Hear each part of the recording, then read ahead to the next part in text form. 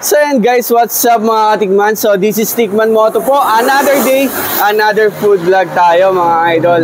So nandito po tayo sa tabi ng Maharlika Highway. So San Benito, Alaminos, Laguna po.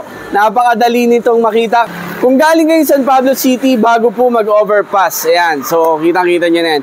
So guys, ang cuisine dito ay Singapore cuisine. Yan yung matitikman natin dito. So tara, guys, samahan nyo ako tikman itong SG Bakute.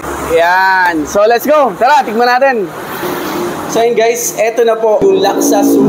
Yan, meron yan dito sa SG Bakute. Lasa Singapore. Wow. So tikman natin to. Manghang, sarap. Bagay nga yung Belacan chili. Yun. So yun pala yung lasa ng laksa soup. Sarap, bumuguhit yung hanghang. Nice. So ito yung pinagmamalaki nilang pork ribs. Ayan. Yun oh. So tikman muna natin yung sabaw.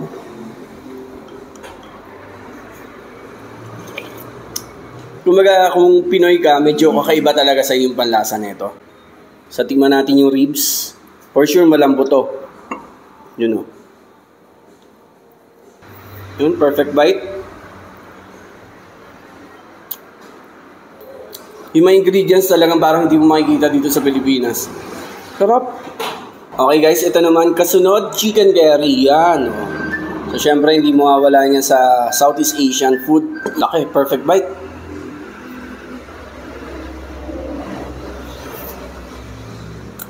Hindi po overpower yung lasa sa mga nag-aalala dyan.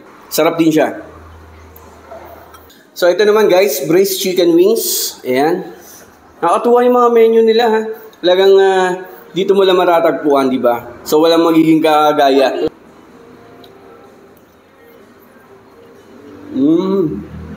Tapos ito, dark soy sauce talagang gamit nila. So ito naman guys, yung kanilang minced pork. Wow. Hindi siya manghang, pero napakalasa. Sobrang flavorful. Parang kailangan mo talaga ng kanin. So yun guys, kung gusto nyo ng ibang lasa naman, di ba? Kung baga sawa ka na sa Filipino cuisine, eto guys, Singapore, Malaysian cuisine, matatagpuan mo dito sa SG Bakute, San Benito, Alaminos, Laguna. So kabubukas lang nila nitong June 18. Sigurin nyo na at tikman nyo na guys yung kanila mga international cuisine. So yan, tikman nyo na rin mga idol. Let's go!